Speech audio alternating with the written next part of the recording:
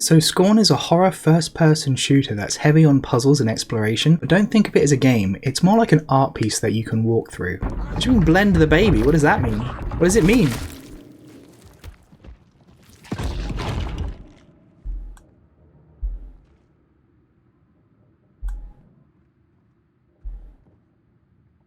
What did we just do? Scorn is a really hard game to explain with words. Yes, there's a lot of combat and puzzles, but that's not why you play the game. You play the game just to experience the world of Scorn. Exploration is the main appeal here, but instead of discovering cool things or stories, instead you find highly twisted horrors. So what other nightmares are we going to encounter?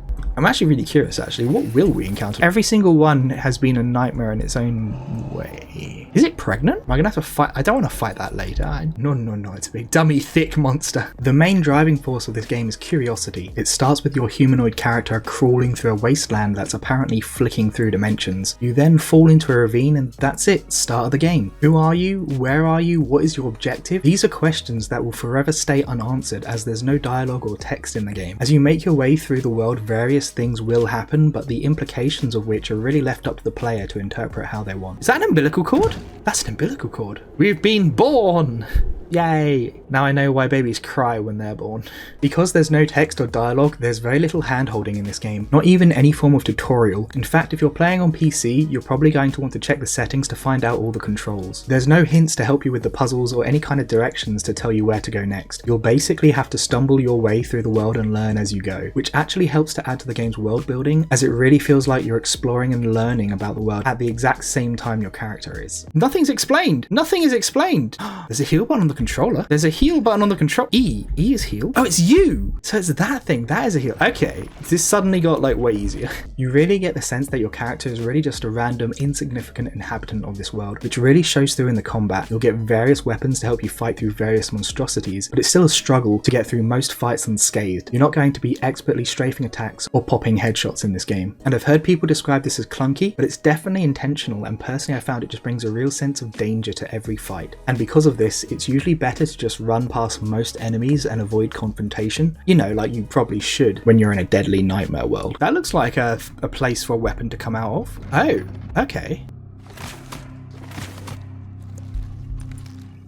I have a hydraulic dildo. Okay. As you progress through the game, you'll encounter various puzzles of varying difficulty. I did find that they were harder near the start of the game and easier towards the end, but that could just be me learning the game's world and logic. There were a few times when I found it difficult to tell what was and wasn't an important item or puzzle piece, as the game's often near monochrome art style can sometimes blend everything together. Now what happens, right? That's the big question. What does it do? What does any of this stuff do?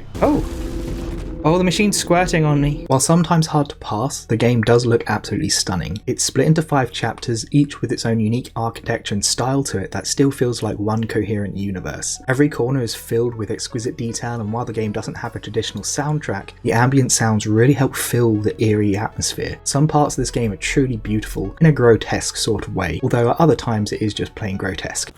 Ooh, are you my friend? I'm gonna say no. This is not friendly behavior. Am I dead? Like what? We are one! Friendo. While Scorn is a horror game, it's not really what you'd call scary. At the very least, nothing is going to jump out at you or make loud noises, nor is there any stupidly dark rooms and oddly weak flashlights. The game's horror mostly comes from the disturbing, disgusting and horrifying imagery. Scorn is never going to make you scream, but it will very likely make you feel horribly unsettled. Okay, how much health do we have? Not much. Oh, please leave me alone, bye!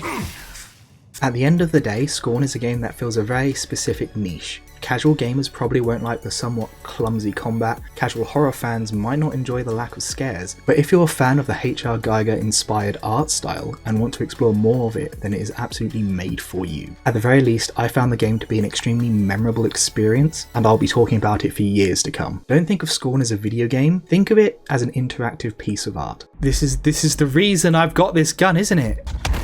Oh, shoot. I didn't load the weapon! I didn't load the weapon!